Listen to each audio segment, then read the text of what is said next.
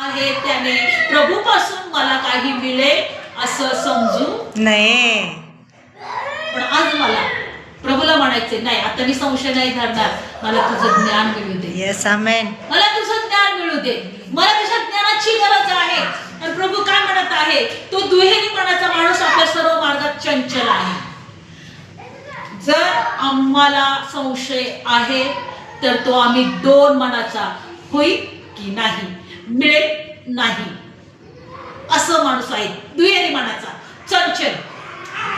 प्रभू म्हणतो त्याला काहीच नाही मिळू शकणार, त्याला काहीही मिळू शकणार नाही. आज एकच गोष्ट आम्हाला शिकायची आहे. योग मध्ये परत आपण येणार आहोत. काय प्रभू म्हणत आहे, माझी ओळख करून घे. मग ओळख कशाने होणार? देवाच्या ज्ञानाने. मग ज्ञान मिळवण्यासाठी काय प्रभू म्हणतोय, तू माझ्याकडे माग, संशय न धरता माग.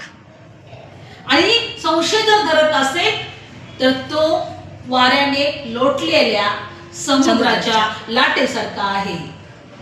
तो चंचल आहे, तो दोन मनाचा आहे, होईल किंवा नाही, मिळेल किंवा नाही. आणि अशांना काही मिळेल असं प्रभू म्हणतो. त्यांनी असा हे धरू नका, विश्वास धरू नका. किंवा कारण की आम्हाला एक गोष्ट प्रभूकडून शिकायचे, जर प्रभू आम्हाला दोष न लावता आम्हाला ज्ञान द्यायला समर्थ आहे तर प्रार्थना करूया, प्रभू ज्ञान दे. या जगात मी का आहे, हे जगात माझे त्रास का आहेत, या जगात माझ्या जीवनात चिंता का आहेत, हे जगात माझ्या जीवनात निराशा का आहे, या जगामध्ये माझ्या मनासारख्या कोणत्याच गोष्टी का घडत नाहीये. मला हे सगळं मला ओळखायचं आहे, पण त्या अगोदर मला तुला ओळखायचं. आमेन. त्या अगोदर मला काय करायचंय, तुला ओळखायचं आहे.